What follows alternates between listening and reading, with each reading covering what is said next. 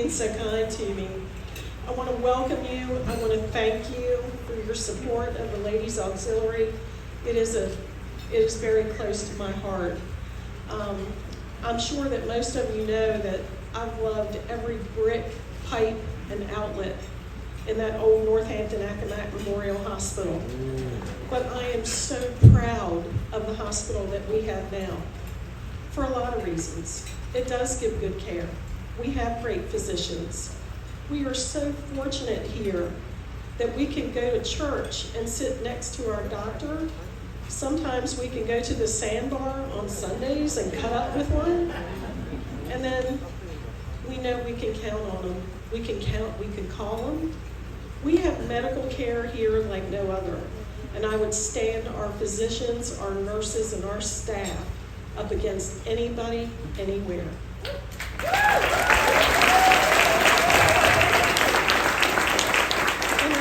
I know that the hospital ball committee, I cannot tell you how overwhelmed I am at this lovely, lovely place and the decorations and all the things that you've done.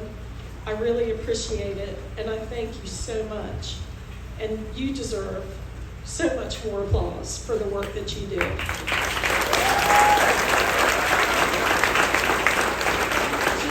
Just a couple of things. I started my career, I was 19 years old. I didn't know a thing. They taught me everything I needed to know. I would go home in tears sometimes and tell my mother, "Mom, they're old and they're mean, and they think I'm stupid." And she said, "You are." She said, "You need to listen, you need to learn, and you always need to do your best." So if I'm going to thank anybody off the top of the hat tonight, it would be my parents. They instilled in me a work ethic like no other. My parents were hardworking, simple people, and they gave it to me and my sister and my brothers, and we carry it forward because we all worked hard. My brother drives thousands of miles a year, but he came here for me tonight, and I appreciate it.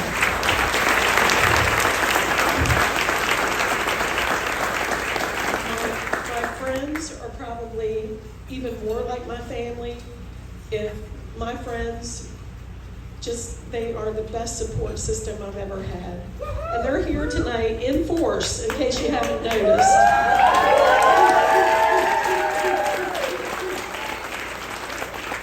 My family, my son is here, his family, my granddaughter is here, two of my grandsons are here.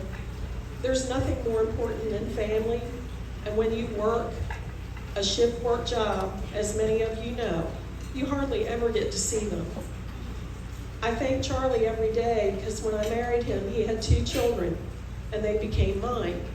But the biggest gift I ever had was grandchildren. And I delight in every breath they take. I'm very honored that they're here tonight. Thank you.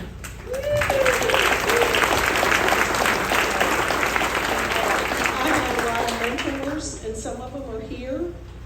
There were so many nurses before me, and so many nurses with me, and so many nurses that have come behind me. You all are my heroes. When I needed you the most, you were there, and you took care of me. You probably wanted to cover up my head with a sheet and just roll me down the hallway, but you didn't. You took care of me. And there are some physicians here tonight that I would be remiss if I did not thank them personally in public. Lloyd Kellum, you are one of my best friends, and you took care of me at a time when I really needed it the most. You saved me, and that's why I'm here. Dr. James McDaniel, he probably deserves a medal because he was my primary care physician for a long time. And he put up with a lot of crap from me, and he gave some too. Don't be denied. But I have such a tremendous amount of respect for you, Jim, and I love you, and I thank you for taking care of me and Charlie for as long as you did. You're more than welcome. When he retired, though, Riverside called me, "Ms. Misuna, you have to pick another doctor." I said, "Oh my." I said, "I want David Jones." And they said, "Are you sure?" I said, "I've been waiting for my opportunity to torture that man for a long time." She goes, "What did you say your name was again?" But Dr. Jones is another one of those people that when COVID struck, if anybody took up the sword and took care of the people of the Eastern Shore, it was Dr. David Jones. Another person who saved me. And I thank him very much. I know that the ladies up here thanked everybody here tonight, and I know I'm missing somebody, but I don't think there was anybody that you missed. I want to thank the current administration at the hospital right now for supporting the staff. I'm hoping that people really do understand what it takes to work in healthcare today. It's almost like being in the front lines of a military camp. You have to get it done. You have to do it when you're tired. You have to do it when you don't feel well. And you have to have an administration that supports that effort. And I thank you, Nick, for being at the helm and making it right.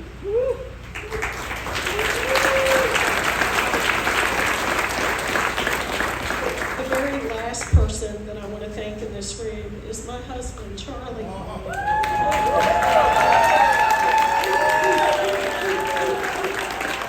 Yesterday was our 28th wedding anniversary, and I'm sure if you ask him, he'd tell you it's 128 years. But I want to tell you, when I met Charlie, like I said, he already had 2 children. I didn't have any. It's a lot to take on a man and his 2 kids, and you've been alone with a cat most of your time, or torturing Lloyd Kellum at night. So, Charlie, you've given me a wonderful life. You've given me children and grandchildren. You've held my head when I've come home from work and cried.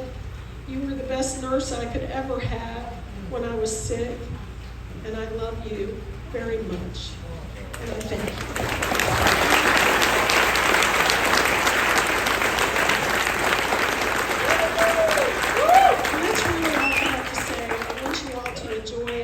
This night is not about me, it's about the ladies and what we do, and I thank you all for pitching in and donating and sponsoring and doing everything that has come to fruition to make this night happen. But it's all about you nurses, girls, so let's do it. Thank you all. Have a great evening.